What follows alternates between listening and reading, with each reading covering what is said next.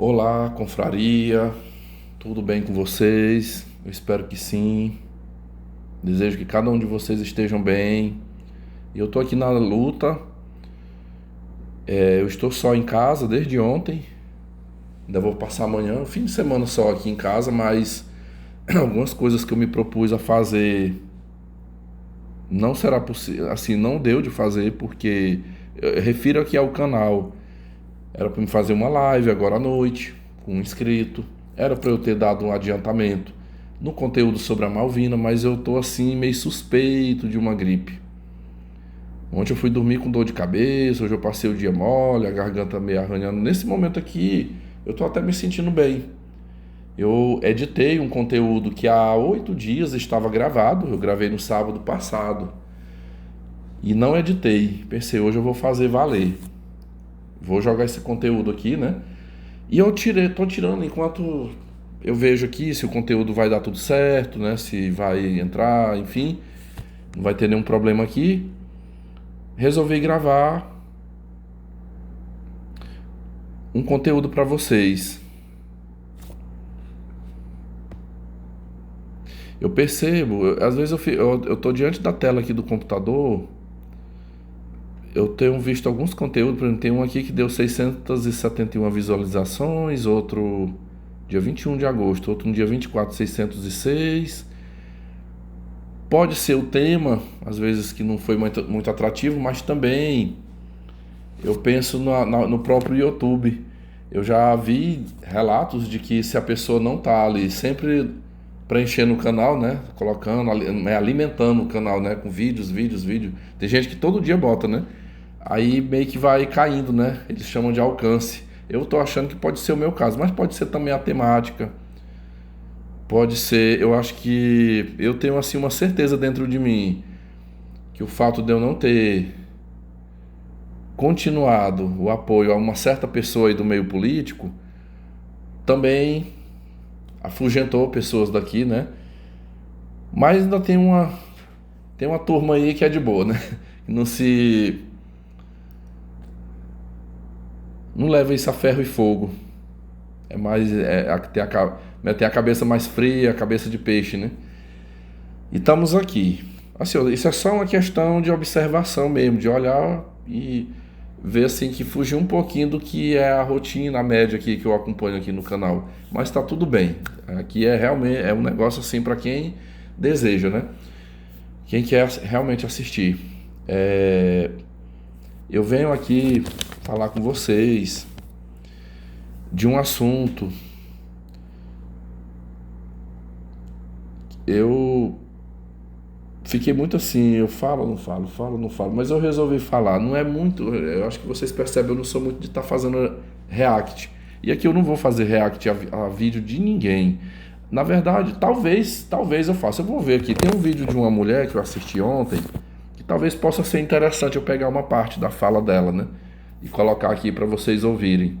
Mas tudo que eu vou falar vai ser um apanhado de tudo que eu testemunhei, de tudo que eu acompanhei aí ao longo de uns meses. Mas foi uma história assim que me deu raiva, sabe? Me deu raiva, me deu nojo. Eu acho que muitos, talvez, dos que estão me ouvindo aqui, que já esteja sabendo, que acompanhou, deve ter se sentido da mesma forma.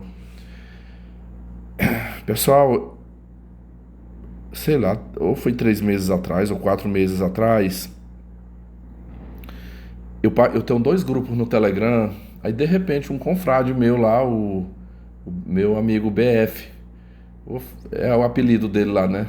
Eu acho que até ele criou um outro apelido, mas eu não lembro agora. Eu vou usar o que ele sempre utilizou há muito tempo lá.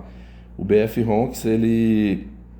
De repente ele começou a mandar uns links do YouTube da situação de uma jovem de 17 anos, por nome Isabel Veloso. E esse meu confrade, eu entendi por que que ele colocou, por que que ele se sentiu solidário, sensível àquela situação, porque ele passou por um tratamento de câncer. Inclusive, eu acho que deve ter até no meu canal o relato dele aqui. E ele descobriu um câncer já num estágio um tanto avançado. Se eu não estou aqui equivocado, o BF, quando. Porque o câncer ele é assim: se a pessoa não faz o diagnóstico precoce, e o precoce é seria tipo um diagnóstico preventivo. É você tentar diagnosticar o mais cedo possível, mesmo sem sentir sintomas. É o que se fala, olha, para as mulheres, né? Toque a sua mama, né?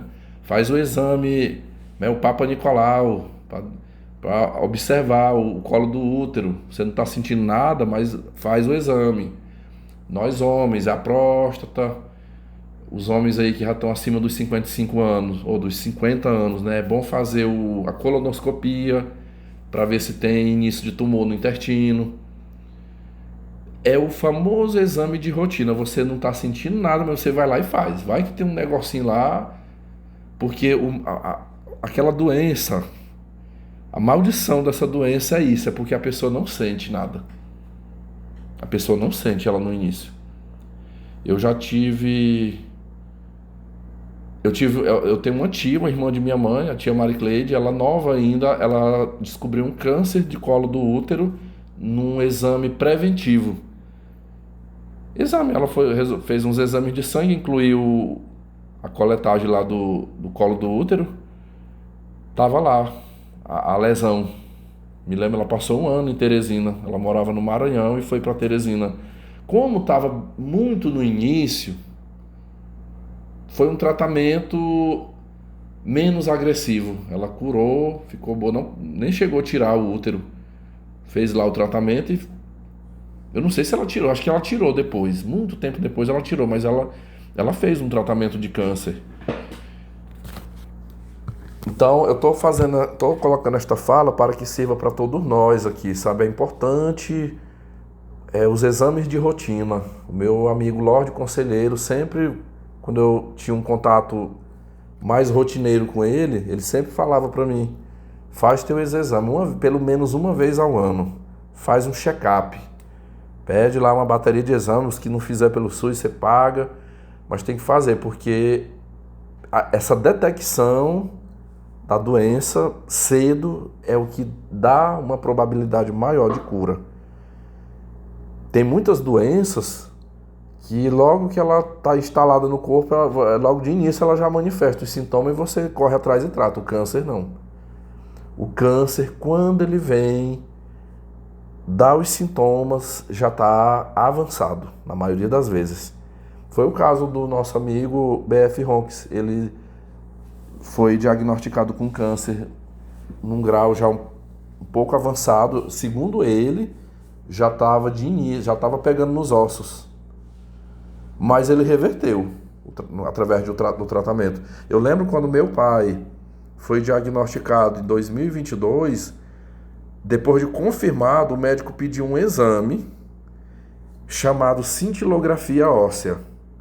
Ele falou: você vai fazer esse exame de cintilografia óssea para ver se não tem algum princípio ali, né, de metástase na parte óssea. Porque segundo ele, segundo a medicina, o homem que está com câncer de próstata, principalmente num estágio já avançado, o primeiro lugar, quando as células cancerígenas elas começam a se infiltrar, né, sair dali para infiltrar em outras partes do corpo, o primeiro lugar é a parte óssea. E é o perigo, né? Diz que o perigo do óbito no homem é esse câncer ter passado para os ossos. Primeiro vai para os ossos, aí depois vai se disseminando para outras partes do corpo, né? Para o abdômen, intestino, pulmão, enfim. Meu pai fez e não deu, né? Só tá ainda o tumor. Deixa eu ver como é que eu falo aqui. O tumor estava encapsulado. O tumor estava encapsulado. Me lembro que o médico comparou como se fosse um abacate, né? O caroço do abacate seria o tumor. Ele falou: o tumor está dentro ainda. As suas raízes ainda não se proliferaram ali para fora. Olha, é um nome. Desde eu adolescente eu lembro que essa doença, o nome científico dela chama-se neoplasia maligna. Tem gente que usa a expressão: fulano está com câncer maligno, tem que saber se é maligno ou se é benigno. Isso é equívoco, sabia? Eu já conversei com um médico e ele me falou que não existe câncer benigno. Todo câncer é maligno. Só que tem o câncer maligno diagnosticado precocemente que ele tem cura. E tem o câncer maligno, que ele foi diagnosticado tarde, já está muito avançado e às vezes não dá para reverter mais, né? Não tem o que fazer. Mas é uma doença maligna. Eu creio que é muito difícil uma família receber um diagnóstico daquela doença, mesmo que seja no início, para não dar uma abalada. Abala as estruturas, deixa todo mundo assim, sem chão. Há 8 dias atrás eu estava numa live aqui com um confrade e eu fiz uma menção nessa live. Eu falei em algum momento da live falou-se de estado de choque. E aí eu falei que eu vivi um estado de choque um dia, que foi no diagnóstico. No dia que meu pai foi diagnosticado com câncer. E eu digo que o baque foi ruim porque por conta desse fato de estar avançado, né? E aí teve uma pessoa, e aqui eu não tô criticando, nem longe de mim dizer que eu achei ruim, eu super compreendi a fala dessa pessoa. Um rapaz disse assim: poxa, Vitor, achei que tu não gostava do teu pai, não.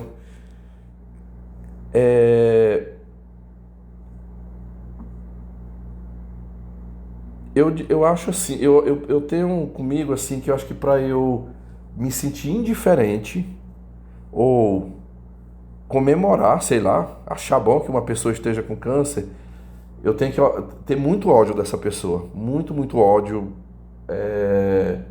ou sei lá, essa pessoa tenha que ter me prejudicado demais, assim, feito muita maldade comigo para eu chegar nesse ponto, né? Mas eu não, eu joguei limpo aqui nesse canal quando eu trouxe essa situação. Se eu tivesse chegado aqui e falado assim, olha, eu não senti nada, fiquei de boa, eu estaria mentindo para vocês. Porque foi um choque, eu tomei um choque, por mais que ele não foi assim aquele pai maravilhoso, né? Não foi um pai, não foi o pai que eu gostaria de ter tido nas suas atitudes, né? Mas eu vou falar igual uma amiga minha fala aqui, foi o pai que eu tive, né? Foi o pai que eu tive, mas assim, eu fui tomado de uma tristeza, foi muito, assim, muita tristeza na hora, foi quase que como um luto, assim, na hora. Eu só posso dizer que foram uns vínculos, né? Mas aqui eu já vi meu pai em outras situações difíceis, sabe? Mas eu acho que essa situação do câncer foi a que me abalou mais. Meu pai já se acidentou de moto. Muitos anos atrás, meu pai caiu de moto uma vez, bateu a cara. Mesmo com capacete, pessoal, que quebrou, fraturou o nariz. Ele passou, foi dia, soltando tora de sangue por a boca e pelo nariz. Foi muita sorte de ter morrido, né? Hoje ele praticamente é surdo de um ouvido e foi por conta dessa queda de moto. Foi numa descida de estrada de chão. Aí parece que tinha uma carroça, um carroceiro no meio dessa estrada lá, e ele foi desviar e caiu dentro de um buraco. Tinha uma vala, assim, tipo a chuva, essas estradas de chão, quando chove muito, abre, assim, não é cratera, tipo umas fendas, assim, sabe? No meio daí é fundo aquilo. Eu sei que foi num negócio daquele, que ele caiu e se machucou. Se machucou e deu até... meu pai... Eu conheço 2 pessoas aqui que perderam um lado da audição por conta de queda de moto. Eu tenho uma amiga que tá lesionada mesmo, ela não escuta mais do ouvido, mas era porque bateu de um lado e deu traumatismo craniano, mas ela sobreviveu, mas ficou surda de um ouvido. O ouvido, na verdade, todo o nosso corpo é frágil, né? Aí, os ouvidos também, olhos, ouvido, tudo é frágil, principalmente essa parte da cabeça. Eu não ando de moto sem capacete. Não existe isso aqui. E, né, se eu for, pode ser, não tem onde guardar, não pode deixar, pois fica no meu braço. Bem aqui, eu boto no braço. Mas eu não dizer assim, eu vou andar de moto, seja pra onde for, sem capacete, eu não ando. Porque protege muito, sabe? Protege muito. Eu não vou, a mesma coisa que eu fiz lá na live, eu não vou repetir aqui, né? Eu acho que tem lives aí, eu já expliquei, eu já justifiquei porque que eu tenha reagido dessa maneira. Esses dias me veio uma explicação perfeita. Eu tava lembrando e ver assim onde era pra me ter falado tal coisa. Mas quem disse que eu tô lembrando? Eu tava tentando puxar no meu pensamento aqui, mas não lembro. Eu acho que alguma coisa que eu me lembrei antes, eu vou tentar formular aqui, assim, bem. Tá bem superficial aqui na memória, mas eu acho que seria assim, que os vínculos, eles não se rompem, esses vínculos muito enraizados, muito fortes, né? Principalmente pai e mãe, não tem como a pessoa quebrá-los assim num estalar de dedo. Eu acho que às vezes eu vejo relatos, eu já vi muitos relatos assim, que olha, eu meti um contato zero, fui-me embora, não sei pra onde, nunca mais eu quis saber, nunca mais liguei. Tem gente que faz isso, mas assim, cada um é cada um, cada pessoa reage de uma maneira. Olha, eu vou ser sincero, eu vou falar bem que uma coisa pra vocês. Aquela senhora Tariana Rocha, que ela é uma psicanalista que trata muito do narcisismo materno. É ela e aquela Virginia Kozer. Hoje é muito raro eu ver alguma coisa daquelas duas mulheres. Já o que eu precisei delas, assim, para o meu conhecimento absorver, acho que eu peguei até demais. Eu considero que eu tenha passado até por uma lavagem cerebral muito forte na época que eu absorvi. Mas assim, elas são muito incisivas, muito enfáticas na questão de que o filho que tenha uma mãe narcisista, ele deva estabelecer um contato zero severo e se puder ir para longe, nunca mais ver na vida, é esse o conselho delas. Mas eu digo bem aqui para vocês, ainda nas épocas que eu a acompanhava, principalmente no YouTube e acho que no Instagram também, mas muito, muito, majoritariamente no YouTube. Eu vi muitas pessoas, muitos vídeos naqueles shorts. Ela grava muitos shorts.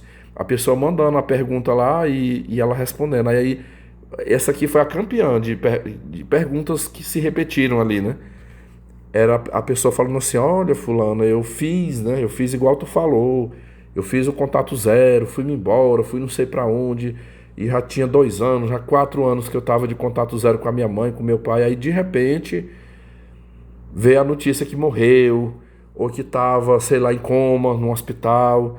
E aí essas pessoas disseram que quando chegou esse momento, elas ficaram tomadas de um sentimento de culpa. Um sentimento de culpa avassalador.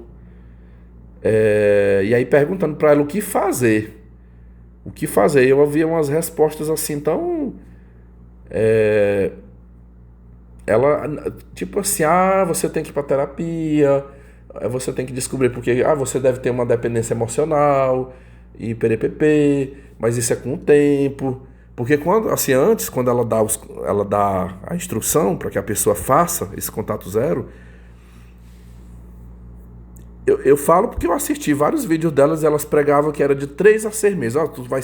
Tu vai sentir um sentimento de culpa de 3 a 6 meses, no máximo. De 3 a 6 meses, depois acabou. Acabou, acabou. E eu vi relatos lá de pessoas que se sentiram tomadas por sentimentos de culpa, de remorsos, já com 4 anos, 5 anos. Reitero, vai ter pessoas que tomarão essa escolha e vai ficar de boa, não vai sentir nada, mas tem outros que sentirão. Pessoal, é uma coisa. Talvez você possa dizer assim, é porque esse fulano aí é fraco, ele é uma besta quadrada, mas é um negócio assim que brota, a pessoa quer, não é questão de querer, eu quero sentir isso, aquilo vem. É uma sensação, chega a ser até uma dor que a pessoa sinta dentro de si, né? Então não é tão sério. Eu falo aqui pra vocês, quando, lá em 2022, eu me movimentei e fui lá e ajudei meu pai, não foi por ele. Não foi por ele. Isso eu falo sem. Eu juro pra vocês aqui. Eu não fiz aquilo por ele, eu fiz foi por mim. Eu fiz foi por mim, porque eu assim. Dentro de mim, entre eu ficar. Eu correr daquilo, ou eu ir lá ajudar, eu senti que eu fiquei mais confortável indo lá ajudar. Então eu fiz foi por mim. Se é uma dependência emocional, porque eu falo que foi a melhor coisa que eu fiz foi ter ido lá e ter dado aquela ajuda pra ele naquele momento, porque depois eu não fiquei com nenhum tipo de sentimento, nenhum, assim, nada de remorso. Engraçado, né? Assim, minha mãe eu não recusei nem meu pai, mas por exemplo, a minha irmã, eu já liguei o foda-se pra ela e eu não sinto nada. Você me perguntar assim, se algum dia se eu ando sofrendo, se eu já chorei, se eu ando mal, porque eu, poxa, cortei o contato com a Malvina, não falo, não ajudo, não tô ajudando ela. Já não sinto. É tudo a questão do vínculo, né? Que eu acredito que quando é mãe e pai é mais forte do que com irmão, com primo, com uma tia, enfim. E olha que eu fui criado com a Malvina até nós chegarmos à maioridade, mas não foi assim esses vínculos maravilhosos, mas eu senti assim uma diferença com ela, né? Eu eu até admiro assim, eu até admiro quem consegue ser forte nessa questão quando envolve pai e mãe. Então eu fiz mais foi pela minha pessoa, assim, foi para que eu não me sentisse depois. E para finalizar, tudo tem um processo, tem coisas que não se resolvem no estalar de dedos. Às vezes, se a gente vai se distanciando aos poucos, que é o que eu fiz com meu pai, eu já nem lembro que dia foi, eu acho que foi em julho que eu andei lá no meu pai. Quando estavam os parentes aqui, eu andei lá umas 2 vezes. Não, não sou de estar andando, não sou de estar conversando, não ocupo. Então, eu tô desenvolvendo um processo. Eu tô dizendo, assim como, vamos chamar de dependência, como se fosse uma dependência ou uma codependência, né? Vinculada ao emocional. Isso não foi construído num estalar de dedo, também não será desconstruído num estalar de dedo. Quem é viciado em cigarro, ele não larga o cigarro de uma vez, ou viciado em cachaça, não larga o vício da cachaça nem da droga de um dia para o outro. Ele se tornou um viciado, foi dentro de um processo que levou tempo, levou até anos, e para sair daquilo ali também leva-se anos. É a mesma coisa com o ser humano, os vínculos emocionais com o ser humano. Assim como eu levei anos para gerar se construir esses vínculos, também para que ele se afaste, para que ele se rompa, é devagarzinho. É devagarzinho, porque se tentar romper assim muito abruptamente, vai ter, como é que se chama? Eita, não vem nada, tá no cérebro a palavra e eu não consigo pronunciar. Abstinência. A abstinência. Eu acho que essas pessoas que vão lá no canal da Tariana e falam que elas, tipo assim, muito rapidamente elas fugiram de suas mães ou de seu pai narcisista, foram embora, ligou, foda-se, e de lá depois sentiu remorso em algum momento, foi porque não fez o processo ali de esse corte gradualmente, para até como se diz, o aparelho psíquico se adaptar a essa nova realidade. Falei disso aqui, né? Eu acho que ficou aí um pouquinho explicado, já explicou aquilo que não foi posto lá na live anterior, mas aqui eu quero falar de aqui aqui ainda vai levar um tempo para se definir se é uma borderline, se é uma narcisista ordinária, qual é a situação dessa cidadã, mas assim,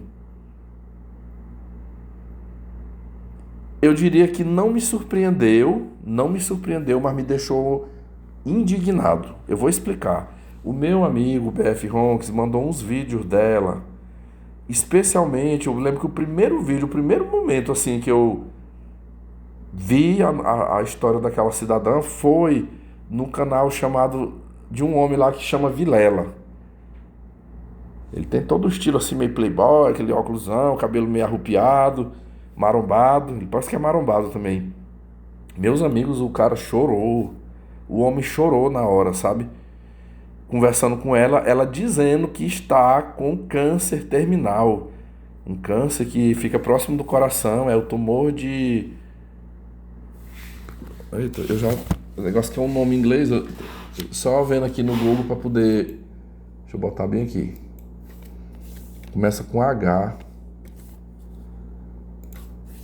Deixa eu botar aqui, deixa eu ver. Isabel Veloso. Tumor.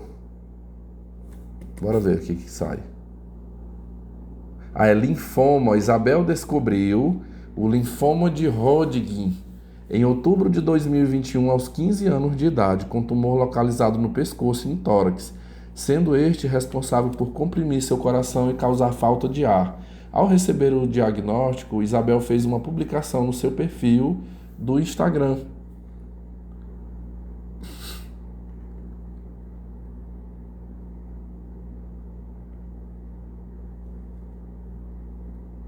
Deixa eu ver bem aqui uma reportagem dela. Saiba quanto a influenciadora Isabel arrecadou. Isso aqui deve ser os Pix, né? Que ela... Eu escutei, pessoal, eu vou falar bem aqui. Eu não quis, na época, isso foi até lá no grupo, eu não quis comentar nada, mas eu vi uma coisa.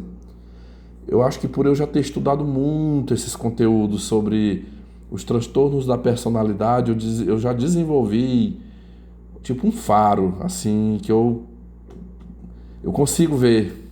Tem vezes que eu passo batido, tem vezes, nem sempre eu percebo, mas tem muitas vezes que eu percebo.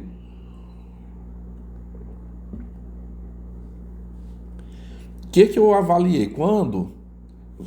Deixa eu ver bem aqui, vamos ouvir um pedacinho aqui. Deixa eu tentar achar bem aqui no YouTube, pegando uma partezinha da fala dela. Dá pra...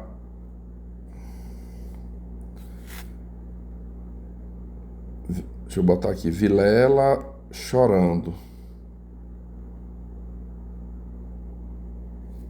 Chorando com Isabel. Deixa eu ver se eu pego aqui a partezinha. Rogério Vilela se emocionando com o caso Isabel Veloso. Peraí, eu vou pausar aqui para botar exatamente na parte do diálogo. Que se emocionou quando Isabel participou de seu podcast. Foi alvo de chacota, sendo comparado com Edu Guedes. E, Isabel, é o seguinte, eu sempre faço 3 perguntas no final, mas eu não sei se seria certo fazer elas com você. Então a decisão é contigo, entendeu? Porque são perguntas que a gente faz com pessoas que não têm um diagnóstico que nem o seu. Então eu vou fazer as perguntas, fica à vontade de responder ou não, tá? A primeira pergunta, talvez você já tenha respondido, mas é qual foi o momento mais difícil da tua vida? O momento mais difícil da minha vida... Se você pudesse pontuar um momento. Na verdade, ele ainda não aconteceu. Eu acho que o momento mais difícil não vai ser enquanto eu esteja com vida, mas vai ser quando eu deixar as pessoas que eu amo. Entendi. E a segunda pergunta é sobre morte, sobre o que a gente falou aqui.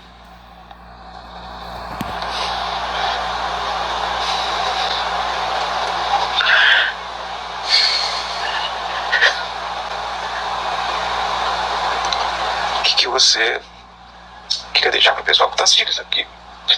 Para depois que você se for, algumas palavras, fica à vontade. Agora sim eu chorei. Eu acho que... Eu sei que quando eu me for vai ser um momento muito de alívio, sabe? Só que eu sei que eu não vou mais ter lembrança nenhuma, mas eles vão, vocês vão. Então a única coisa que eu nem falaria nada, eu acho que eu só pediria, sabe? Eu acho que só viva, tipo, respira por mim o que eu não pude respirar, sabe? Viva por mim o que eu não pude viver, ame o que eu não pude amar. Sabe, tipo, aproveita o seu filho da forma que eu nunca vou poder ter experiência, quem sabe? Então, só aproveita, sabe? Só faz o que eu gostaria de fazer.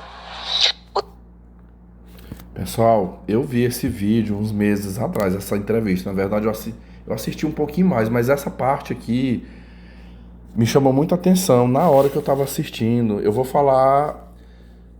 pro meu amigo lá, o que me mandou o vídeo, eu não comentei nada no dia, assim, quando ele me mandou esse vídeo, até por um respeito a ele, assim, porque ele passou por essa situação, e talvez se eu fosse colocar a minha real opinião, eu fiquei temendo, assim, a reação dele, né? Ele sabe mais do que eu, assim, o que é passar por uma situação dessa, porque ele passou. Mas quando eu assisti, eu só assisti esse vídeo, tanto é que eu vi o vídeo. Ele foi tipo assim, ele mandou o link, né? Aí eu cliquei lá e fui redirecionado para o YouTube e assisti. Por eu ter assistido esse vídeo, o YouTube começou a mandar outros vídeos, mas eu não assisti. Por que que eu não assisti? Eu não... Gente, eu juro pra vocês, quando eu vi essa entrevista, não me convenceu. Não me convenceu nem um segundo que essa mulher estava com câncer terminal. E eu vi até um certo cinismo nela, assim, na hora, quando o rapaz chorou, pode observar, se você ver a cena, que ela dá uma risada. Ela dá uma risada. Eu tenho alguns gatilhos, por conta do que eu passei na mão de mulheres, que no dia que eu vi esse vídeo, mas puxou assim um filme na minha memória. Eu vou até, o que veio na memória naquele dia, eu vou partilhar aqui com vocês. Eu vivi uma situação completamente diferente dessa daqui, não era caso de doença, mas a risada, o olhar, né, as afeições do rosto foi idêntica. Eu contei em 2017, quando eu criei pela primeira vez um canal aqui. Eu acho que tenha sido ali o 3º ou 4º relato meu. Eu estava iniciando aqui no canal, eu contei um caso, uma história que eu vivi com uma jovem adventista. Foi uma moça do qual eu me apaixonei quando eu frequentava a igreja no ano de 2010. Aqui eu vou só sintetizar. Eu namorei com essa moça, aliás, eu me apaixonei por esta moça. E aí acabou que, através de um irmão lá da igreja, ele me aproximou dela. E eu fiquei tentando, até que um dia, essa história é longa, viu? Depois, eu acho que eu nunca postei ela aqui, né? Eu tenho uns pedidos aí para me botar vídeos do canal antigo aqui, bora ver, mas eu acho que deve estar lá no Migtal TV, esse relato. Eu fui com ela um dia na rua, pensando, vamos ver, eu vou tentar, né? Já que ela aceitou sair comigo. Fomos para uma praça, chego lá nessa praça, ela me conta que ela era amante de um homem casado. Havia 3 anos e meio. Ela tinha um romance secreto com um coroa casado, o cara bancava ela. E aí ela abriu o jogo, ela falou: eu não posso namorar com você porque eu tenho o meu namorado, só que ele é casado.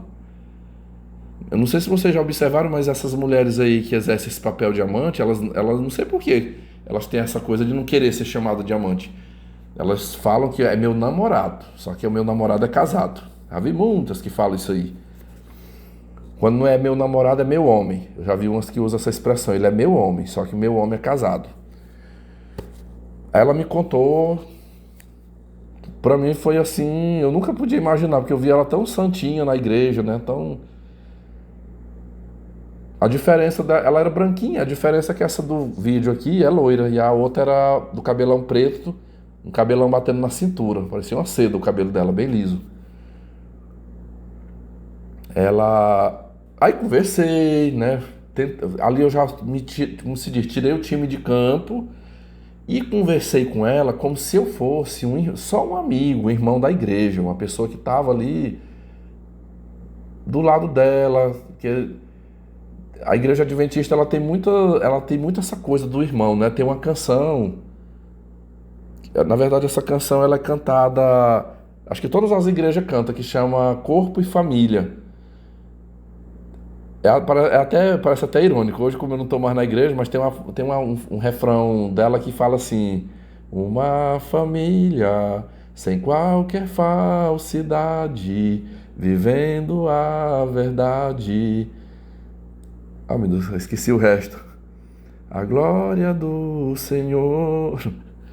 Deixa eu ver bem que eu amava essa música quando eu tava assim, quando eu chegava nos cultos que essa música era cantada, tinha o data show lá, eu cantava muito. Deixa eu abrir bem aqui. Letra é Corpo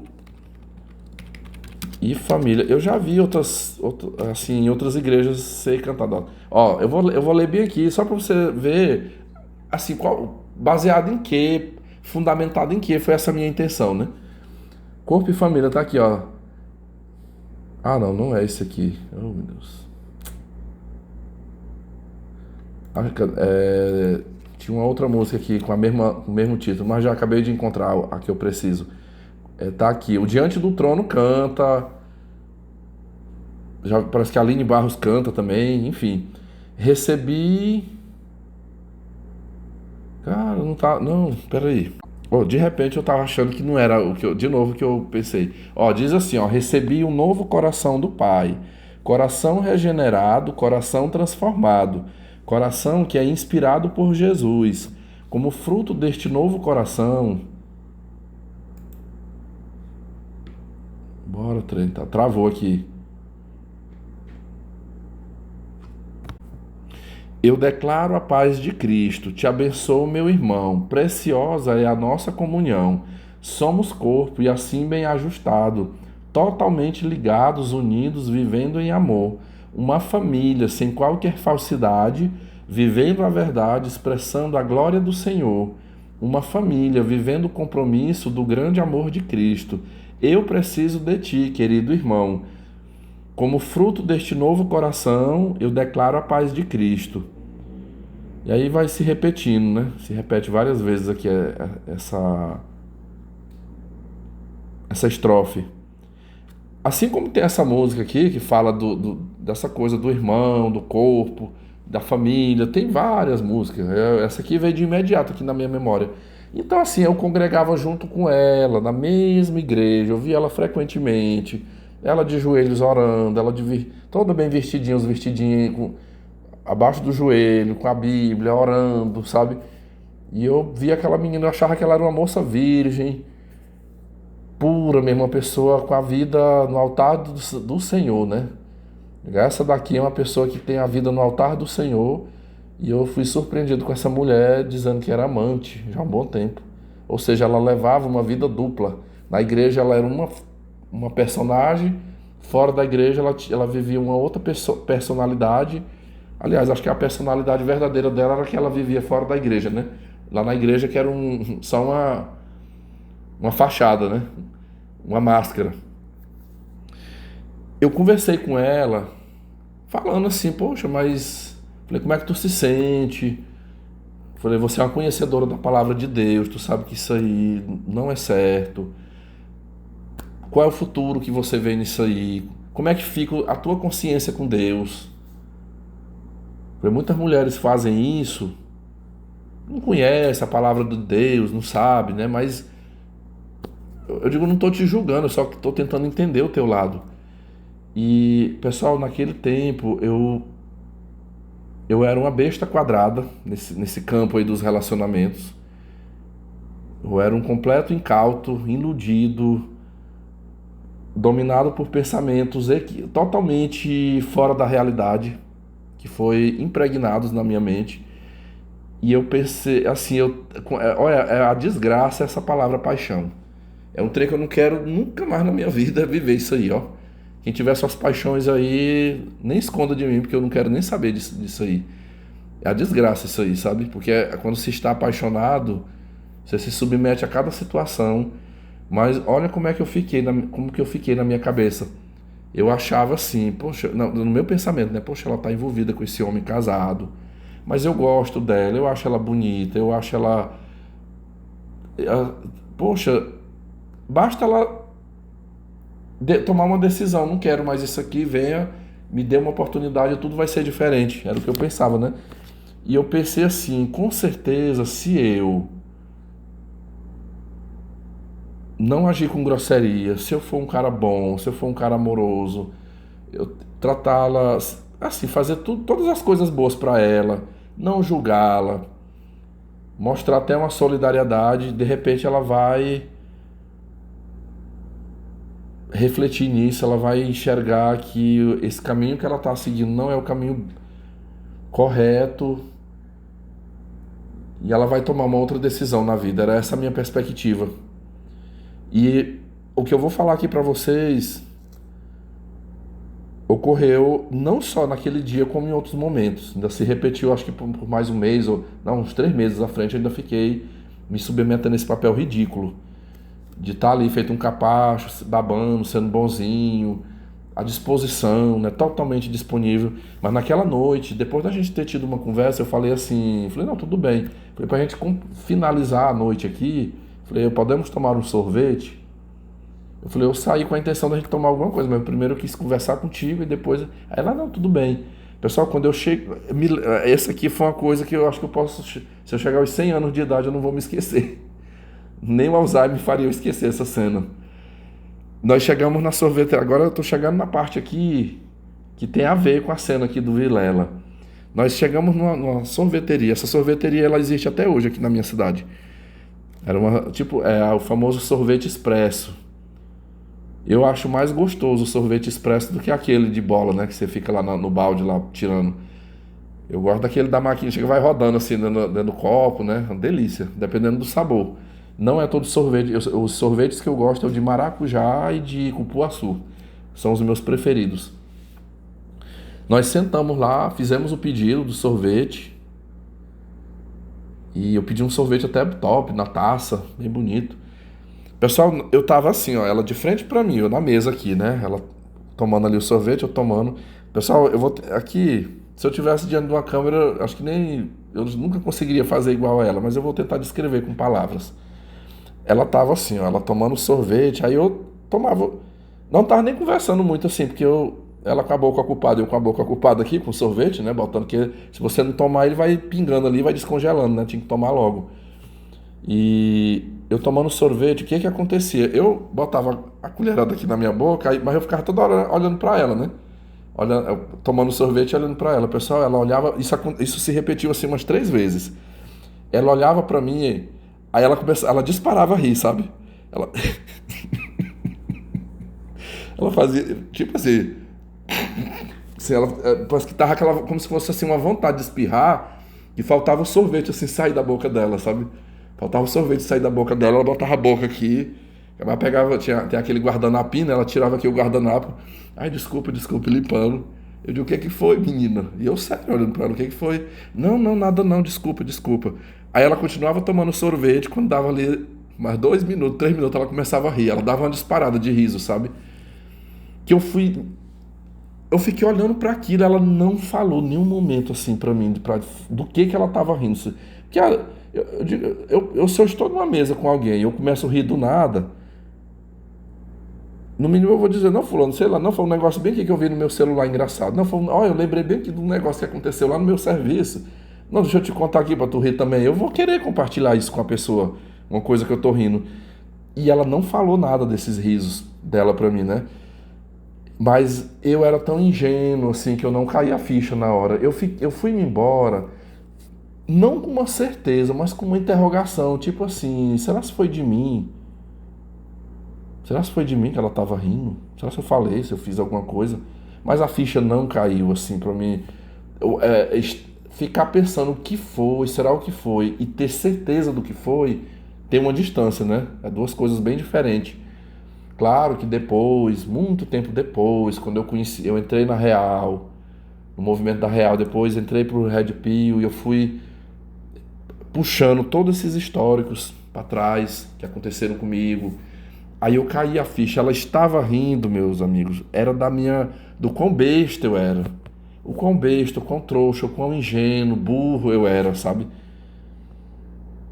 Eu acho que ela foi até delicada comigo ali, porque fosse uma mais assim, bruta, ela tinha dito, porra, mas tu é um trouxa, viu?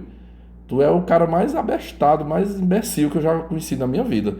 Eu te falei que eu tenho outro macho, que eu dou minha buceta pro outro cara, eu sou amante de homem casado, eu sou uma safada, uma vagabunda, e tu ainda tá aqui me paparicando, me tratando bem, me dando sorvetinho. Foi isso, meus amigos, foi isso que ela viu. E olha, eu não tenho nenhuma dúvida que esta mulher, essa tal de Isabela Veloso, quando o cara chorou ali na frente dela, ela começou a rir, né? Ela começou a rir, você sente no olhar, eu senti no olhar, que eu senti um certo cinismo, manipulação, falsidade, mentira.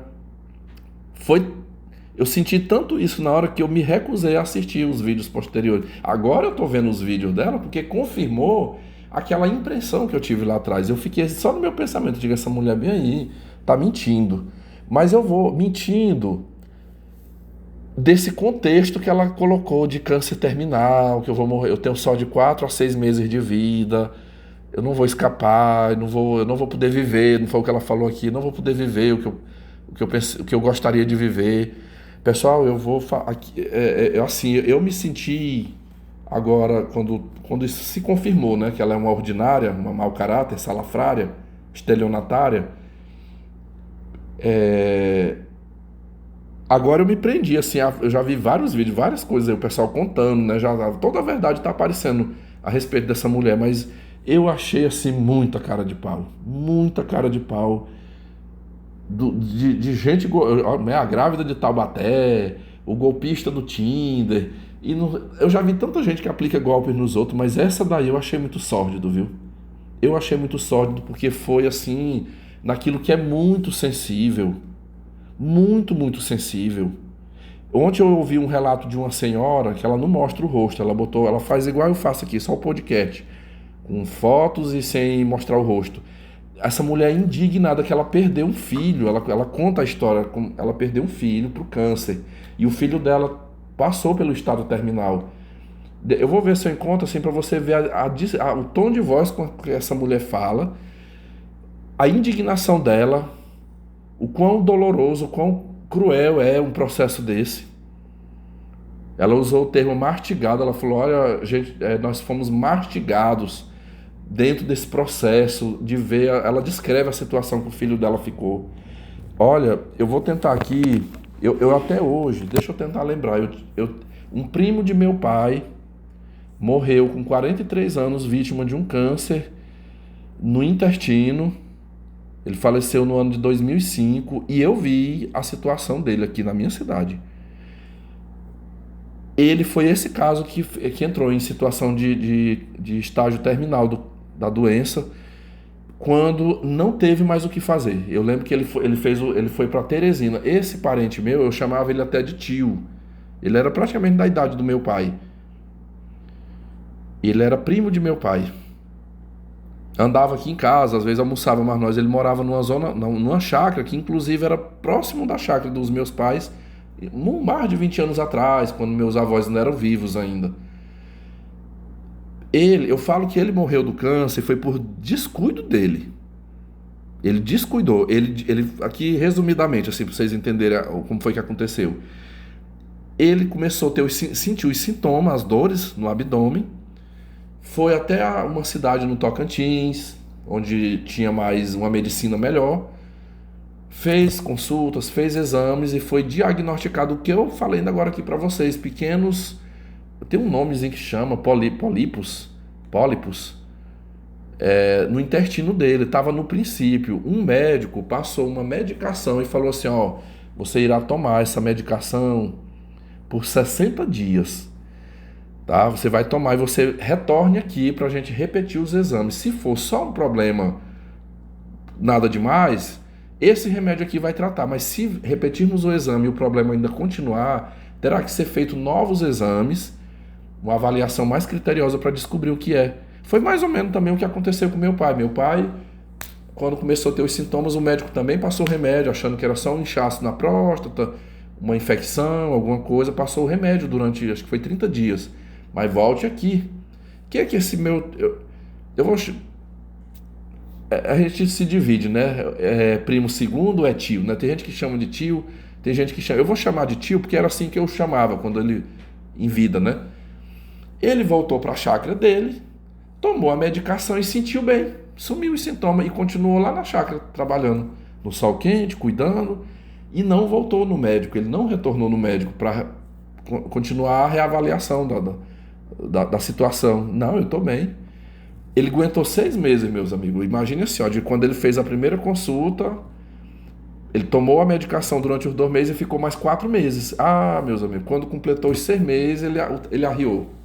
Ele arriou mesmo com dores, sangramento, já com sintomas mesmo, fortíssimo. E eu vou falar a cidade, ele foi até a cidade de Araguaína, no Tocantins, o segundo maior município do estado do Tocantins, fica aqui na minha região.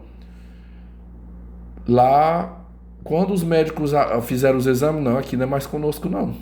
O que você tem que procurar agora era o que eles iriam fazer, porque não era ele não estava num centro oncológico. Você corra, porque já está avançadíssimo o seu câncer. Mas corra atrás, procura o tratamento em algum lugar que você possa fazê-lo. E aí eu lembro que ele foi para Teresina, vendeu a terra, ele vendeu tudo que tinha e foi tentar fazer esse tratamento particular. Ele ainda viveu mais uns talvez uns 8 meses ainda. Eu lembro que ele operou, ele fez quimioterapia, fez radioterapia, todo esse tratamento, mas de repente ele chegou aqui na cidade. Pessoal, esse meu tio, ele ficou uma caveira ambulante. Eu lembro quando eu era menino, tinha muito bullying, na época não tinha esse vitimismo muito que tem hoje, né? Mas na época, eu era magrelo, os meninos me chamavam de caveira ambulante. A caveira ambulante, o esqueleto humano, bainha de saco, todos esses apelidos eu tive quando eu era menino. Eu não me ofendia, mas eu desenvolvi complexo, assim, porque quando eu me lembro, com 16, 17 anos, eu tinha vergonha do meu corpo. Eu me achava feio, horrível. Eu não vestia short, eu só usava roupas folgadas para parecer que estava gordo, porque aquilo, meu Deus, eu sou feio, eu sou magro, eu era doido para querer engordar, enfim. Literalmente, esse meu parente ficou uma caveira ambulante. Só pele e osso. Eu lembro de uns dias antes do falecimento dele, ele almoçou. Ele veio aqui na minha casa. Eu vi os ossos, eu fiquei tão triste com aquela cena. Triste demais com aquela cena. Assim, ele não se segurava mais em pé. A esposa dele, que praticamente botava o braço aqui, era a esposa... E era um filho de outro casamento que ele tinha tido. Essa mulher com quem ele vivia já era uma outra mulher. E esse filho também que estava acompanhando, aí sentamos ele no sofá, ele bibicou ali a comida, um caldinho ali, coisa pouca, sabe? E logo eu lembro que ele foi para a chácara de um irmão dele, a gente chamava Desenganado. Ele veio de Teresina, desenganado já do médico, não tinha mais jeito o caso dele. Ficava uns dias lá na chácara, aí vinha para o hospital público aqui na cidade, ficava internado uns dias. Eu não tive coragem de ir no hospital vê-lo. Alguns parentes meus ainda foram lá vê-lo. Eu conversei com a esposa de um irmão dele, que eu também chamava de tio, eram uns parentes aqui de meu pai. Hoje esse pessoal, a maioria nem mora mais aqui. Uns parentes assim mais distantes. E eu vi a esposa desse senhor falando que lá na roça, eles botavam ele dentro de uma rede, diz que ele gritava de dores. Tinha umas injeções, diz que o médico passou umas injeções, deixa eu tentar lembrar o nome, era morfina. A morfina, tinha umas injeções que diz que de 30 em 30 minutos, era de 30 em 30 minutos a gente tinha que aplicar aquela injeção nele para aliviar as dores. Diz que tinha vezes que ele pulava da rede e rolava pro chão assim, ó, de tanta dor que ele sentia. E aí vinha, trazia pro hospital, acho que ficavam dando remédio para ele. E eu vi ele depois no caixão, né? Só o esqueleto, meus amigos, só a pele e os ossos. Sofreu demais, sofreu. Aqui vem uma resposta para vocês. Eu só de lembrar aqui me trouxe uma emoção. Porque que no dia que eu recebi o diagnóstico do meu pai, eu fiquei em estado de choque, eu chorei, eu fiquei ruim. Porque eu lembrei desse parente meu que morreu aqui na minha cidade de um câncer. E a forma tão dolorosa, a forma tão terrível, sabe? Que eu já estava com meus 20 para 21 anos. Eu lembro quando algumas pessoas falaram assim, vamos no hospital visitar ele. Algumas tias minhas foram e eu não quis ver, por o que eu já sabia como é que ele estava lá na roça. E a situação que eu sabia, do dia que eu vi ele aqui em casa... Eu sabia que ele não estava bem. Uma das minhas tias me contou, isso aqui é pesado, pessoal, mas eu estou tratando de um assunto pesado. Uma das minhas tias que esteve no hospital, ali, acho que um dia antes do falecimento dele, ele sentia muita dor, mas ele estava lúcido ainda, ele não estava em coma. Diz que ele pedia socorro em cima da cama, pedindo socorro.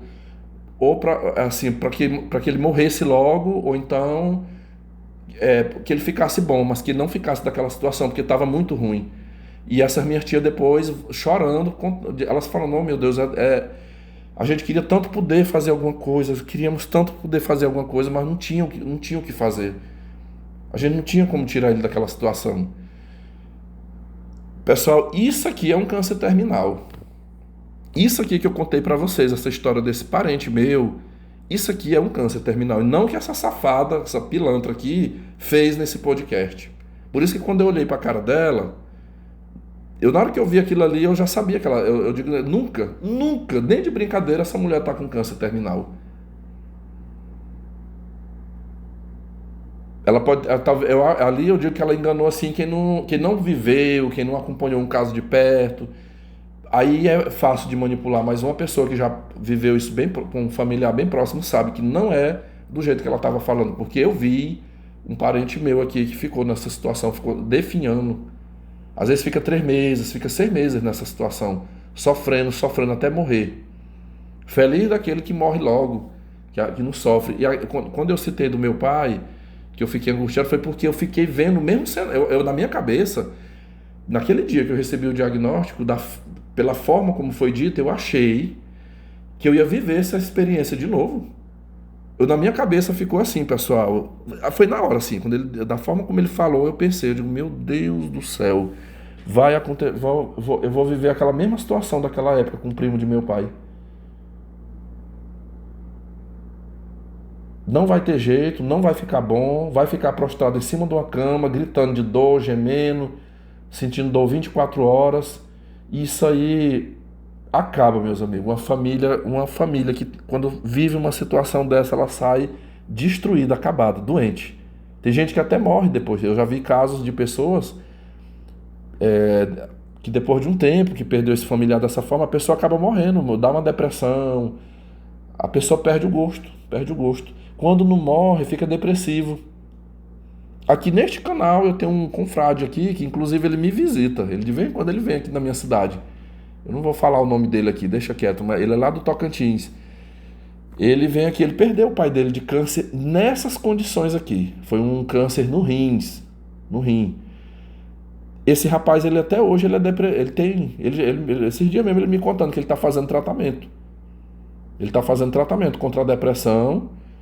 E um fator foi a questão do que ele viveu, os últimos 3 meses que ele viveu com o pai dele.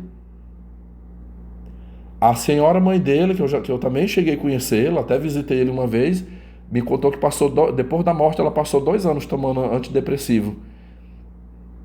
E ele me contando um dia, foi sofrimento, desenganado dos médicos, ficava internado no hospital. Ele disse que esse homem sentia tanta dor que dava murro assim na parede, dava socos assim na parede, de tanta dor que sentia.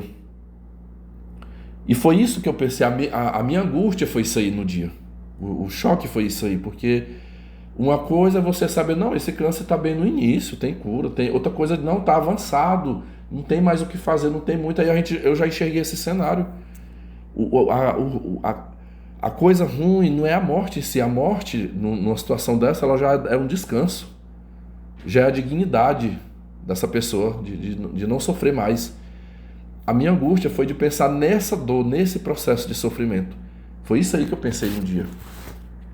Que assim, por mais que meu pai e minha mãe tenham sido as pessoas que eles foram, com seus narcisismos, com suas ignorâncias, mas eu não... Jamais eu vou desejar isso para eles. Jamais.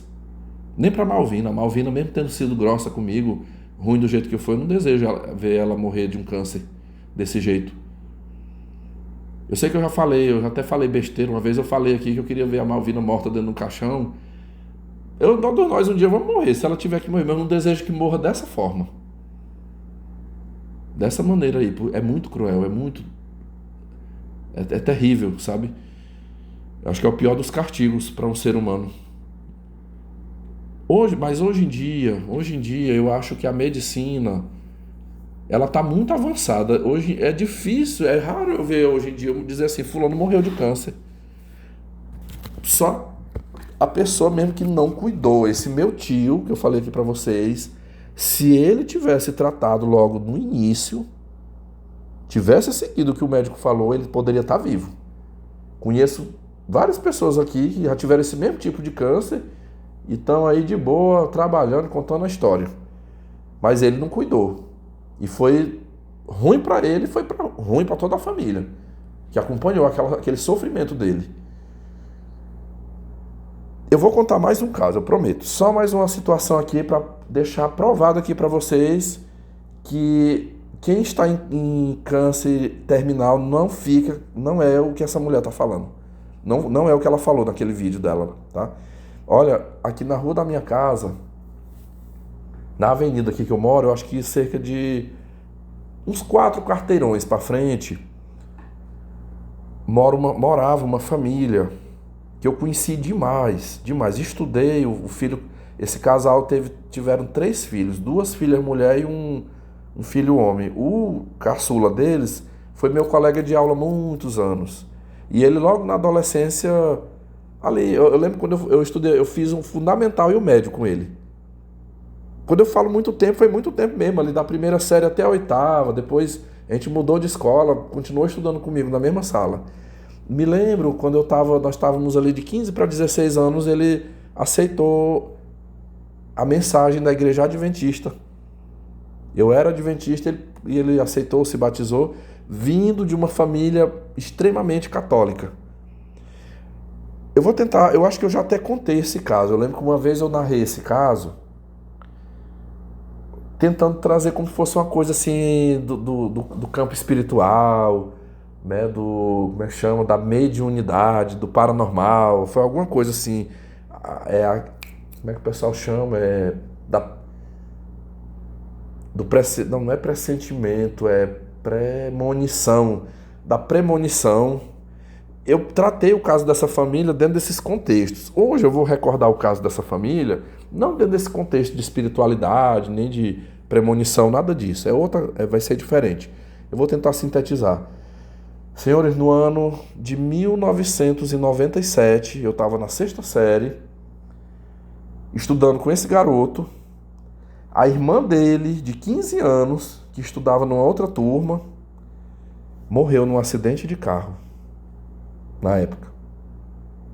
Morreu num acidente de carro. Ela trabalhava de babá para uma mulher, cuidando de uma criança, um bebê.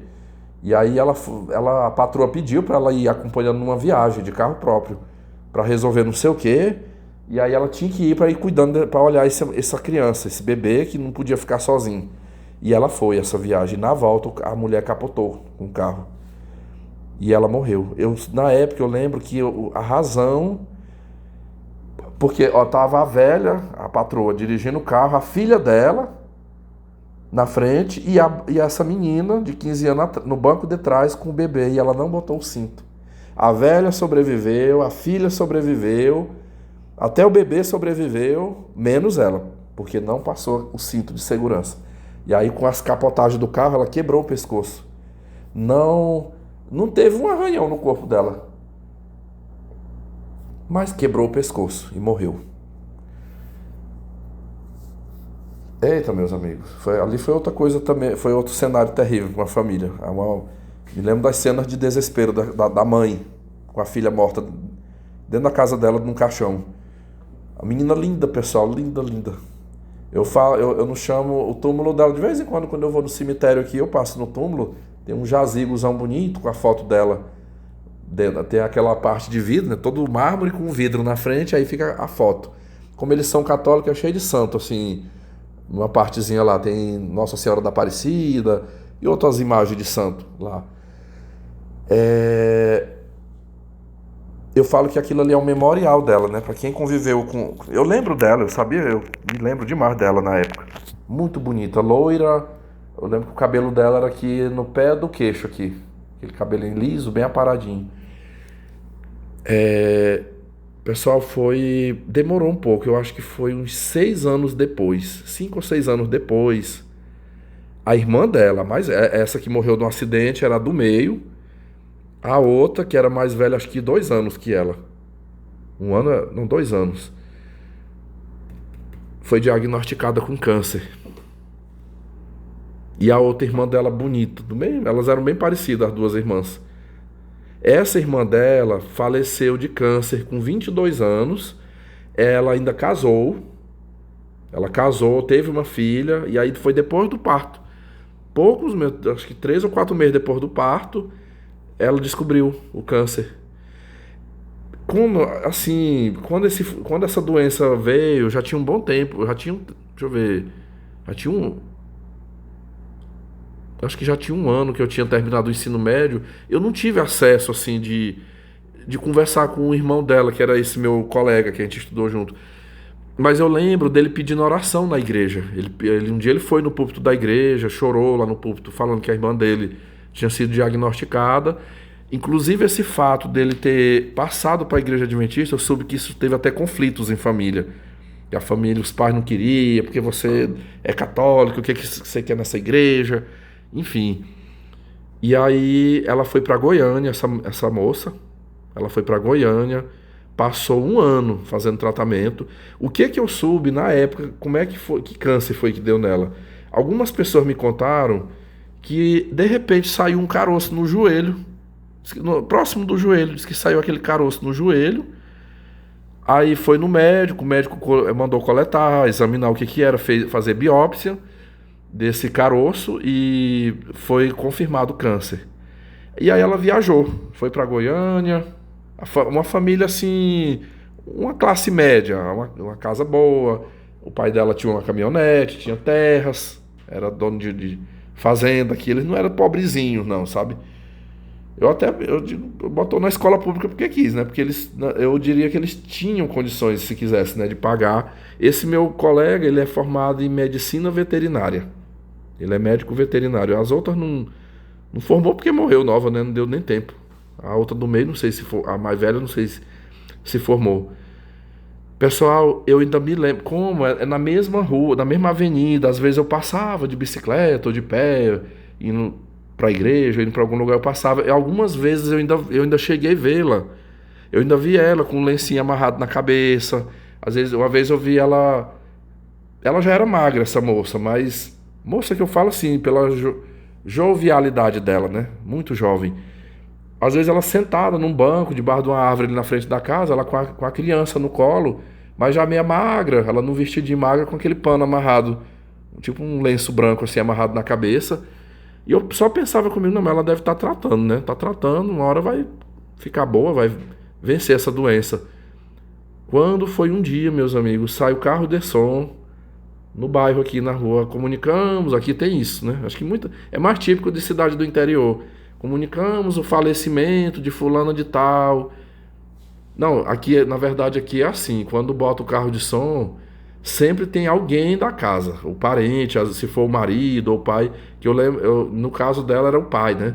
O senhor, fulano de tal, vem a público comunicar o falecimento de sua filha, fulano de tal, ocorrido nesta cidade, o velório está ocorrendo na residência. Na época, né? Era assim. E seu sepultamento será às tantas horas. Ou na hora que eu vi, assim, na hora que falou o nome, eu sabia o nome do pai dela, sabia o nome dela.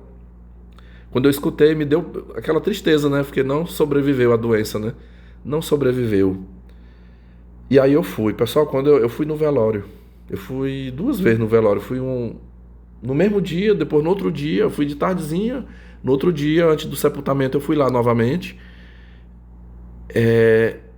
Ela estava na urna, aquela urna que só fica o vidro do rosto aqui, né? Só aquela parte do rosto. Pessoal, o rosto pequenininho assim, você olhava assim, parecia o rosto de uma boneca. De tão pequeno, tão encolhidinho, tão pequeno que tava assim, sabe? A mãe dela, não sei, botou tipo aquelas senhoras de antigamente, elas usavam um paninho que parecia uma touca assim, com um babado em volta do rosto, e aí amarra bem aqui no queixo, né? Ela tava com um negócio daquele assim, aí você só via um pouquinho assim do rosto. E aí botaram uns quadros, uns porta-retratos ali por cima, para quem chegasse e visse. E foi sepultada, né? Foi sepultada. Olha só, eu lembro que ela faleceu no ano de 2003. 2003. Quando foi em 2006, 3 anos depois, bote aí o quê? 3 anos depois, né?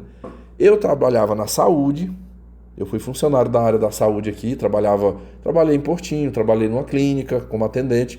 Me lembro quando eu trabalhei na clínica de referência, essa senhora, mãe dessas 2 moças, ela de vez em quando ia lá consultar, e era comigo que ela marcava as consultas.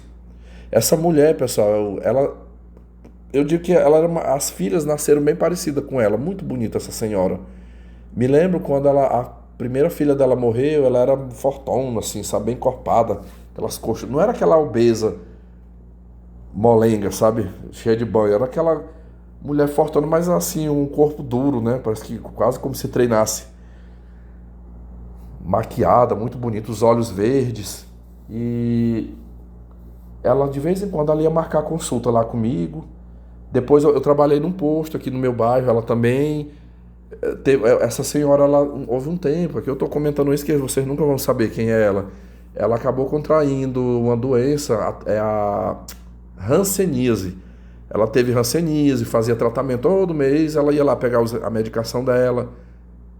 Curou, né? Ficou boa do tratamento. Mas assim, houve alguns momentos nessa época que eu trabalhei na saúde que eu tive a oportunidade de conversar com ela. Me lembro que uma vez ela marcou uma consulta comigo para uma médica ginecologista. Me lembro desse dia. Aí o que ela fez? Ela agendou a consulta. Quando chegou no dia, ela chegou cedo para essa consulta. Tipo assim, a médica ia começar a atender às 14 horas, 13 horas ela chegou lá. E ela sentou, ela ficou um tempo em pé assim do lado do balcão, onde eu ficava ali para atender. Não tinha o fluxo maior de gente que vem ali em busca de atendimentos, era pela manhã. Então aquele horário ali das 13 horas, era um horário que eu já não estava muito cheio. Era só os pacientes que vão chegando, que já estão agendados ali para confirmar o nome e esperar ser atendido. Eu acho que eu estou até me confundindo, mas era 11 horas, eu saía 11 e voltava 1. Se não me falha a memória, era isso. Eu sei que ela chegou e ela ficou ali no balcão, aquele calor, se abanando ali. E eu olhando assim para ela, eu lembro que ela era, como eu estava dizendo, ela era fortuna quando aconteceu a primeira vez, o primeiro óbito. E ela emagreceu, até hoje assim, ela não é mais aquela mulher fortuna como ela era, né? Ela emagreceu muito e eu percebi nela uma mulher mais calada, mais fechada. Eu ainda lembro, por eu ter estudado com o filho dela, muitas vezes eu a vi, eu tinha reunião de pais, às vezes eu via ela lá e conversando e rindo, sei lá, deu a hora do recreio, eu vinha embora, e aí as mães lá e ela toda, assim, bem à vontade. Depois dessas mortes, a mulher ficou assim mais sisuda, sabe, mais fechadona assim. Mas ela conversou comigo algumas vezes, aí teve uma situação que eu disse assim pra ela, eu digo, olha... Eu creio que a senhora, talvez a senhora me conheça só de vista. Isso foi eu puxando conversa mesmo com ela. Eu digo, mas eu tenho o seu filho estudou comigo muito tempo. Eu queria até saber a notícia dele, o que ele está aprontando. Falei o nome, eu digo, não é tal, assim, fulano das tantas, o nome dele. Eu digo, ele está estudando, o que ele está fazendo. Aí foi o dia que ela me falou que ele estava cursando medicina veterinária em Palmas. Tá fazendo curso, tá na igreja. Eu digo que ele é da mesma igreja que eu também, nós somos irmãos de fé.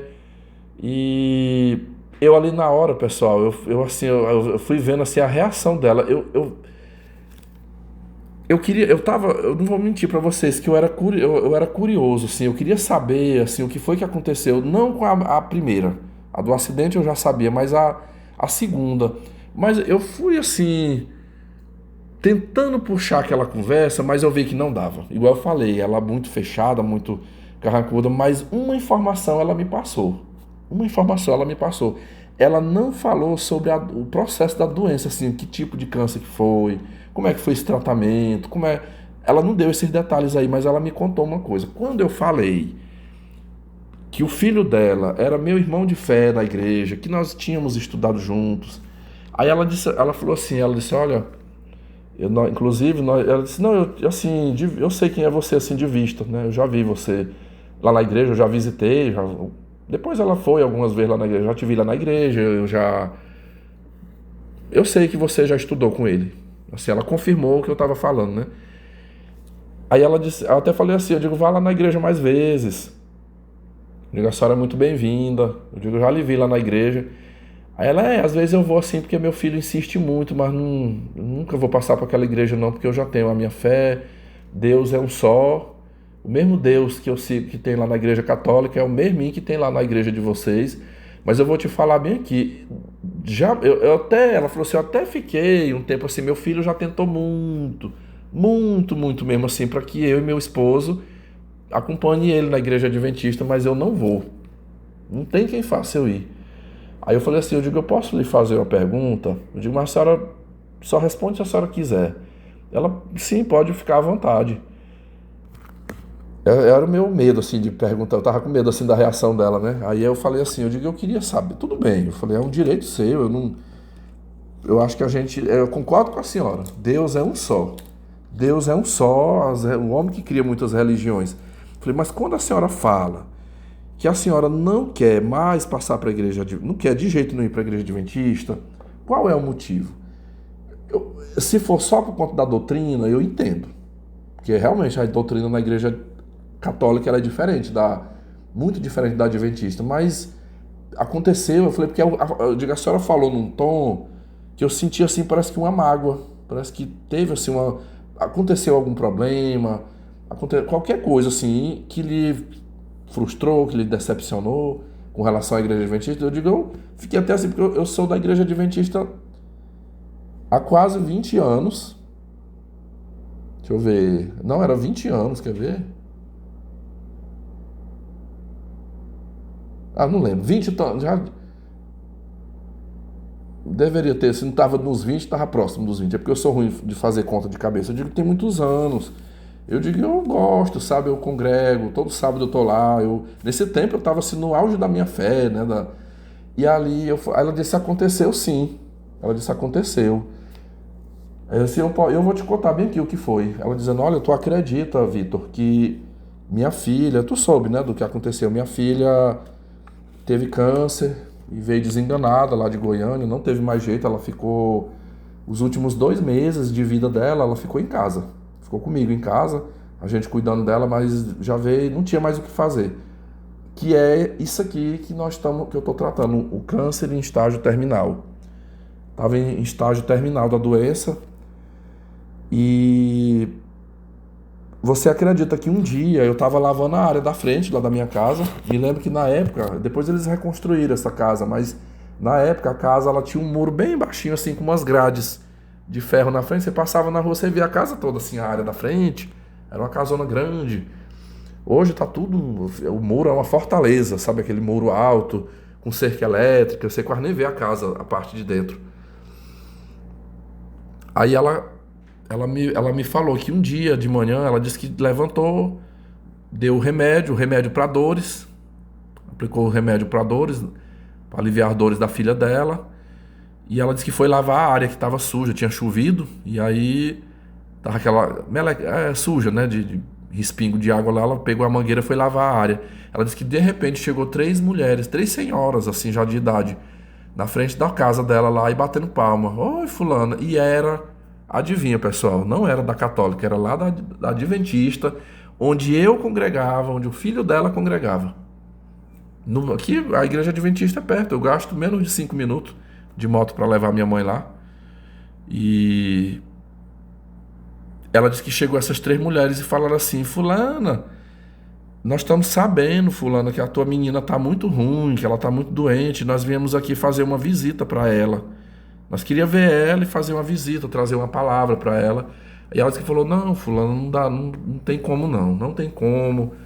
A minha menina ela tomou, eu dei remédio para ela agorinha, ela tá deitada, ela não quer receber visita, ela tá descansando. Assim, eu agradeço a solidariedade, mas eu não quero que vocês vão lá ver ela, não. Aí disse que essa mulher, ela dizendo que a mulher ficou insistindo, não, fulano, mas por favor, deixa... Ela disse, ela tá... Pessoal, você olhava assim à frente da casa, tinha uma área assim, onde estacionava a caminhonete, aí no fundo daquela área tinha uma janela, que eu acho que era um quarto, e na outra lateral da frente, onde ela estava lavando, também tinha uma janela, e era lá naquela janela que a filha dela estava. Ela disse, não, foi o teu filho lá na igreja que até comentou, a gente até perguntou para ele se poderia vir visitar, ele falou que a irmã dele estava bem aqui nesse quarto, ó, não é nessa janela bem aí, ele me falou que tá bem aí. Faz o seguinte, a gente não precisa entrar dentro do quarto não, deixa a gente só da janela mesmo, você abre só um pouquinho a janela para nós ver ela, rapidinho. Aí a mulher acabou aceitando, né? Ela disse que tá tudo bem. Aí foi lá, abriu o portãozinho lá, elas entraram, ela abriu a janela, disse que a moça, né, tava deitada na cama, naquela situação que vocês podem imaginar, tal qual eu descrevi o caso do outro parente meu, né? Já só pele e ossos em cima da cama. Um corpo semi-morto. só já literalmente condenado, né? Esperando a hora ali. Ela disse que abriu, disse que ela estava deitada ali na cama, com os lençóis aqui, a cabeça no travesseiro. E disse que as três botaram a cara assim na janela e ficaram olhando. Aí disse que uma. Me lembro, eu gravei essas frases que essa mulher me contou, a mãe no caso, né? Ela disse que ficou pra trás aqui segurando o rodo, né? Tava com o rodo aqui, tava lavando a área. Aí disse que uma delas disse assim: vixe, ela tá desse jeito. Meu Deus, não, lá na igreja tinham falado que ela tava muito ruim, mas não imaginei que era desse jeito. Ela tá dessa situação. Não, desse jeito que ela tá aí, ela não vai escapar, não. Ela não escapa dessa daí, não. Aí disse que a outra olhando falou assim: é verdade, fulano, aqui, se ela tiver muito, é 3 dias de vida. Ela não tem mais do que 3 dias de vida. Aí disse que a moça na cama olhou para elas e respondeu, uma voz já meio baixa. Falou assim: não, a senhora não precisa ficar repetindo isso para mim, não, que eu já tô sabendo. Eu já sei que eu não vou escapar dessa. Tá? Que foi a frase que ela soltou, né? Aí disse que uma delas falou assim: não, minha filha, mas isso não é motivo para você ficar triste, não. Nós viemos aqui te dizer que a vida aqui é passageira mesmo, sabe? A vida aqui é passageira, tá? E aí, quando a uma falou isso, dizendo a essa senhora lá que disse que começou a tacar o cabo do rodo nas velhas lá, sabe? Se cada uma com a Bíblia na mão aqui, com uma Bíblia, umas revistas. Vão embora daqui agora. Cai fora daqui, peste ruim. E disse que botou ela todas as três para correr lá da área da casa. Vão pro inferno. Ela disse que ficou com muita raiva, muita raiva nesse dia. Aí ela falou assim: olha, rapaz, você não tem ideia do sofrimento que eu tive com a minha filha lá. Ela dizendo: todos os dias eu orava a Deus. Eu pedi a Deus: Senhor, se for para minha filha ficar boa, que o Senhor haja na vida dela, que o Senhor haja para que ela fique boa. Mas se não for para ela ficar boa, não deixe ela sofrer. Eu não queria ver a minha filha sofrendo desse jeito. Pessoal, eu lembro que no velório, eu vi no caso, o filho, né? O irmão dessa menina chorou. Mas a mãe não chorou. Eu não vi ela derramando uma lágrima. Ela tava assim, tipo, resignada. Sério, eu não tava conversando, assim, de cabisbaixa. Mas eu não vi ela chorando. Eu entendia o que foi aquilo ali. Aquilo ali, tipo assim, pra ela, era uma mistura de tristeza e resignação. A resignação é tipo assim, é quando você aceita. Foi melhor dessa maneira aqui. Eu aceito que seja dessa maneira. Se é de estar sofrendo, é melhor Deus ter levado. Quem acredita em Deus vê dessa forma, né? Deus escolheu, né? Deus escolheu e levou para si. Ela dizendo assim que ela dizendo, eu nunca chorei na frente dela. Nunca chorei, nunca falei essas palavras. Eu chorava lá dentro do meu quarto. Chorava lá dentro do meu quarto. Mas sempre quando eu entrava, minhas palavras para ela eram palavras de ânimo, palavras de conforto. Eu abraçava, eu beijava, eu tô aqui do teu lado. Ela dizia, meu Deus, como é que a pessoa sai lá da caixa prego para vir aqui para falar merda, para falar uma coisa daquela para minha filha? E ela diz, e vocês acreditam, com 3 dias a menina faleceu. A língua foi tão terrível que ela falou lá na hora, não tem mais do que 3 dias de vida. Com 3 dias a moça morreu. E aí ela disse que já não era muito fã. Ela disse que já não era muito fã dessa igreja aí, desses crentes. E aí com essa mulher ter ido lá e fez isso, aí que eu não quero mesmo. Não. Ela disse que às vezes, quando eu vou lá, é mais para agradar o meu filho. Mas eu dizer que eu quero lá, eu prefiro minha religião, que é a católica. Eu lembro que quando, nas ocasiões que eu andei lá, em razão desses falecimentos, eu vi uns quadros nas paredes das filhas dela fazendo a crisma. A crisma, acho que é com 15 anos, né? Eu não sei explicar como é. Tem um outro nome que denomina quando o adolescente faz esse processo lá na igreja católica. É a primeira comunhão que chama, né? Fulano crismou, ele fez a primeira comunhão. Eu não sei explicar como é que é essa primeira comunhão, não, mas é um procedimento religioso. Alguém já me falou que é uma renovação do batismo. Parece que a criança ela é batizada quando bebê, né? Seus pais a levaram para batizá-la, lá com o padre. Aí com 15 anos, 15, 16, não sei, tem um momento lá que é feita a crisma, que é a renovação do batismo. Acho que agora, eu não estava lembrando, mas agora eu acho que eu consegui lembrar. Pessoal, depois que aconteceu essas 2 mortes, eles ainda viveram mais alguns anos nessa casa. Eles reconstruíram essa casa e depois foram embora. Hoje essa casa, quem mora lá é a neta deles. Mora a neta, que é filha dessa jovem que faleceu do câncer. Ela que mora lá, mas os avós dela, o tio, o outro rapaz que estudou comigo, eles estão morando na zona rural. Se mudaram lá para a zona rural. Às vezes eu acho até que eles não quiseram mais continuar, talvez por conta dessa lembrança triste, né? Todo aquele processo dentro da mesma casa, enfim. E assim, isso aí, meus amigos, isso aí é um câncer em estágio terminal. Agora uma pessoa tá linda, maravilhosa, o cabelo lindo, a pele, parecendo a pelezinha de um bebê, o corpo todo em forma, toda bacaninha. Aí dizer que tá com câncer terminal, olha, eu não duvido que ela possa ter tido um câncer. Ela pode ter desenvolvido um câncer, mas o câncer dela não chegou no estágio terminal. Não chegou. Vi agora, já tem uns 2 dias aqui que eu tô maratonando vídeos a respeito dessa fulaninha. E a própria médica dela depois voltou a dizer, não, ela teve sim um câncer, mas tratou, tá estável, a situação tá bacana pra ela. Sabe, ela não tá em estágio terminal. Aí já mudou. Logrou Pix, né? Agora, eu acabei me levantando aqui, deixa eu ver quanto foi que ela arrecadou de Pix.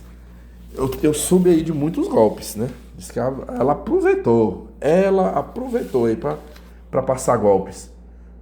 Depois eu tive uma conversa com meu amigo, até falei pra ele, eu digo, Ronques, eu não quis, meu amigo, eu mandei um áudio pra ele depois, eu digo, naquele dia você me mandou aqueles vídeos, eu falei, eu não quis ser indelicado, né, de falar, mas não me convenceu quando aconteceu, né, a situação, mas tá aí, ó, agora você tá vendo, como se diz, a mentira tem perna curta, né, a mentira só dura até a verdade aparecer. Cara, como é que a pessoa é tão descarada, meus amigos, nossa senhora, mas olha, a gente o ser humano sempre surpreende, né, o ser humano sempre surpreendendo. Aproveitou de uma situação em que muitas pessoas choraram, muitas pessoas ficaram com pena dela. Pessoas mandaram ajuda. Eu vi uma mulher aqui, essa mulher ficou tão solidária que a mulher viajou não sei quantos 1000 quilômetros lá de um estado para o outro para vir fazer o casamento, porque disse que era o sonho dela, né? Era o sonho dela antes de morrer, que ela queria casar. Aí agora, né, casou, tá grávida, tá aplicando golpes, né? Dezenas e dezenas de pessoas caíram no golpe dela. Rapaz, é um trem assim... Isso aí sempre vai ter, infelizmente, né? Esse tipo de pessoa. Eu digo que a humanidade não tá perdida porque sempre haverá as pessoas boas. Sempre tem. É igual eu falo aqui, esse meu canal aqui, eu me sinto muito privilegiado aqui, porque quantas pessoas boas, homens aqui de boa índole, de bom coração. Eu tô tentando aqui, meus amigos, encontrar o vídeo.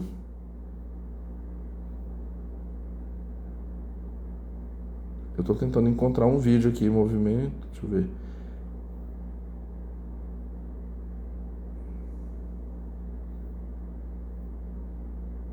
Eita, eu vou pausar aqui, vai ser difícil aqui para eu encontrar, mas eu vou tentar encontrar aqui no YouTube, no histórico, para me ver, para vocês ouvirem. Eu queria botar um pedaço aqui de um depoimento de uma senhora que ela fala, aqui eu fiz as minhas falas, eu queria finalizar aqui com a fala dela também, onde ela aponta o que realmente é um câncer em estágio terminal. O que uma situação dessa faz? E não essa situação dela indo para as festas, aplicando golpes na internet, casando, engravidando. É muito cara de pau, meus amigos. É muita cara de pau. Pronto, pessoal. Eu fui testando aqui até que eu encontrei. Para quem tiver a curiosidade, porque o depoimento dela é grande, dessa mulher. 46 minutos. O canal é OpinaTube. OpinaTube. E o título do vídeo é Isabel Veloso, mulher que ajudou, abre a boca e conta tudo que sabe e viu. Mas eu vou tentar aqui pegar uma parte aqui do depoimento da própria. Ela vai botar umas partes que é a que fez lá o casamento, né? Se eu não estou enganado, ela botou. Mas eu quero pegar a fala dela mesmo, assim, porque ela viveu a situação. Vamos ouvir aqui um pouquinho. Amigo opina, olhe que eu sou bem cirúrgica nas minhas palavras, porque eu observo os dois lados.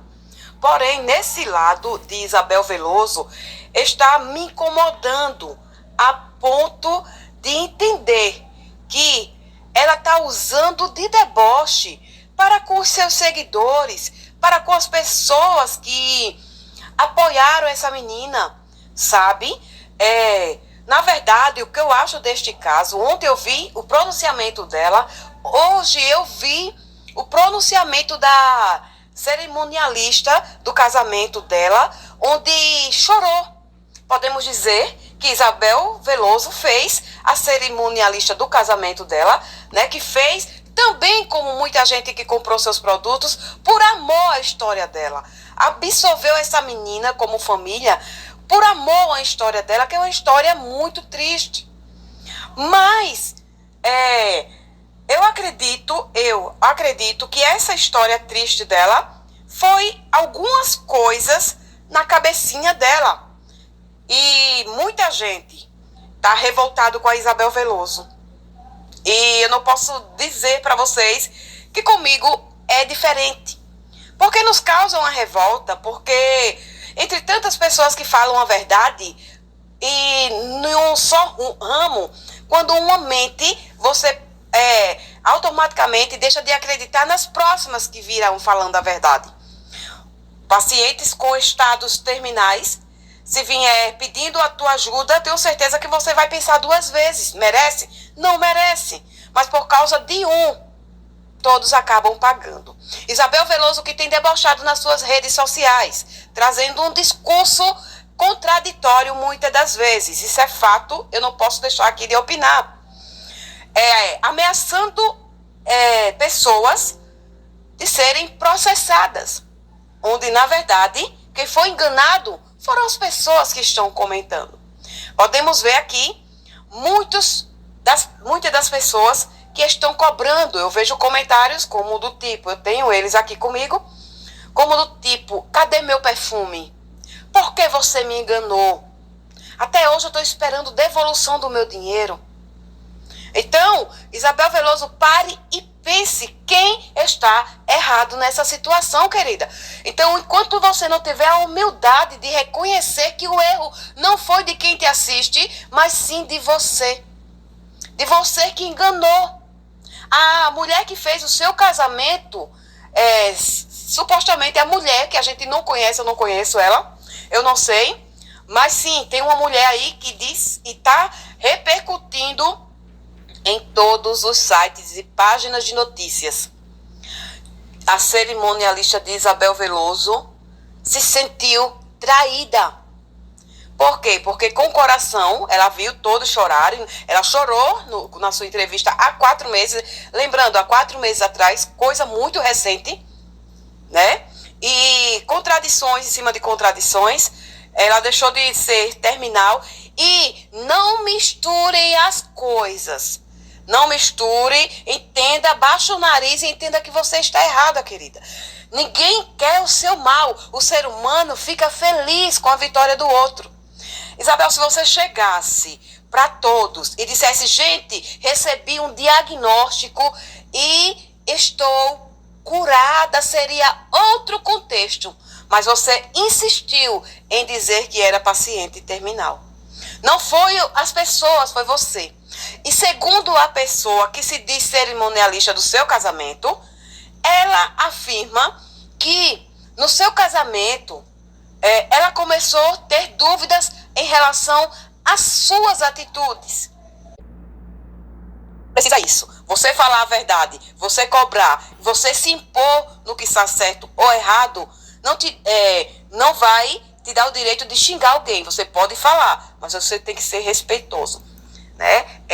Eu estou aqui pondo as atitudes de Isabel em meio a toda polêmica. o nariz em cima sempre.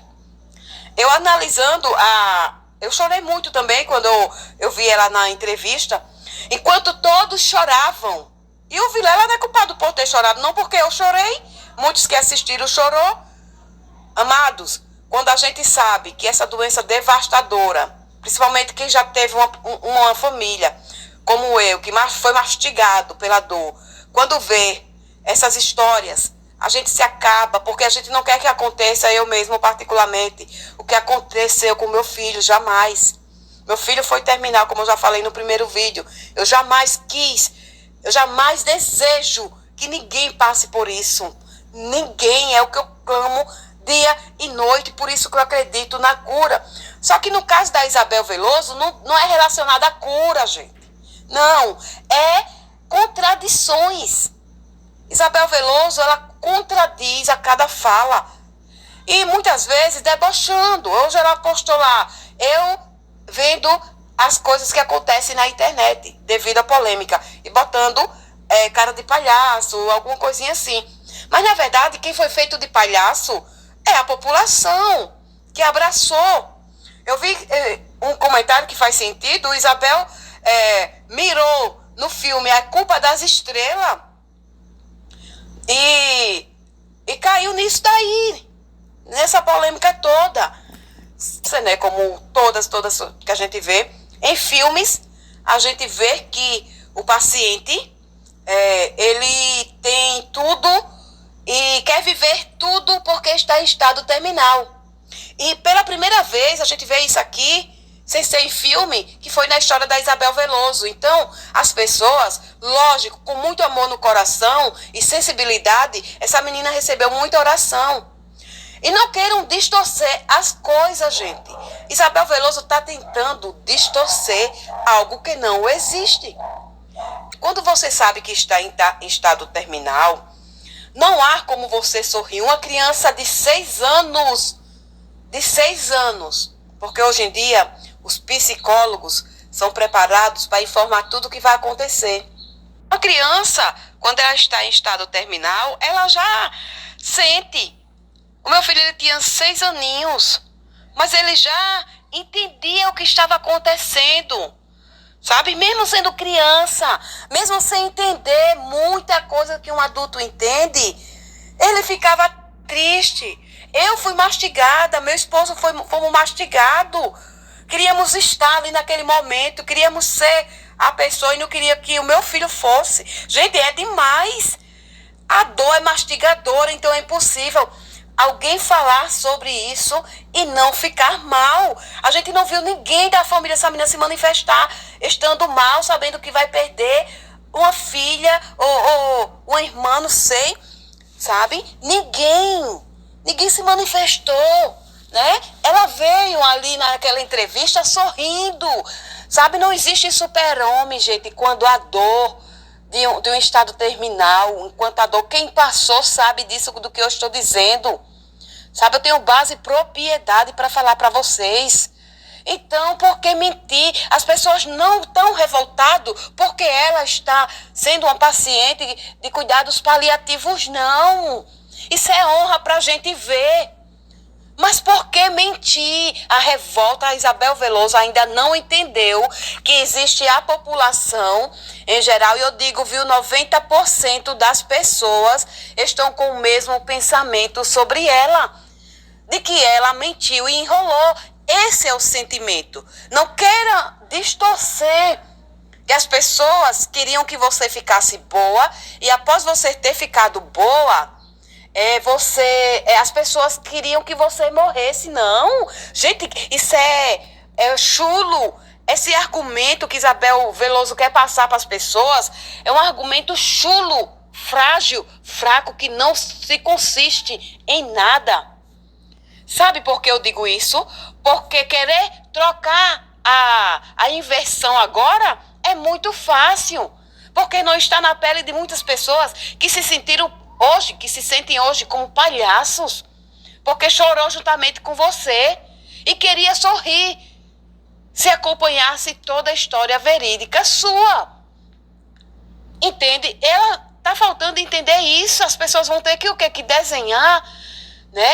E não é injustiça, não, na minha opinião. Injustiça, eu posso afirmar que as pessoas chegar e ameaçar ela, xingar ela, fazer o escambau com ela, tipo, maltratar ou falar como palavras de baixo calão. Acredito que isso possa ser resolvido com o seu direito de expressão.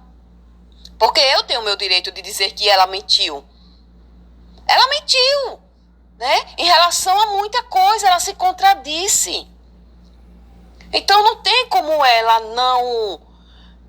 não querer ouvir isso das pessoas, principalmente das pessoas que compraram seus produtos enganosos. Propaganda enganosa é crime. Pessoal, como eu falei, né, o depoimento da senhora aqui é longo. Ontem eu escutei mais da metade, né? Por isso que vocês percebem que ficou assim, tendo uns cortes aí, né? Porque eu pausava, ouvia um pouquinho, aí botava um pouquinho, pausava, pulava lá pra frente, senão ia ficar muito longo, né? Mas aqui acho que deu pra vocês terem uma noção. Tem muitos vídeos, muitos vídeos. Olha, talvez algumas pessoas vão dizer assim, alguém pensa assim, quem ajudou, né? Quem se solidarizou é porque é um besta, né? É um besta, merece. Não, eu não vejo dessa maneira.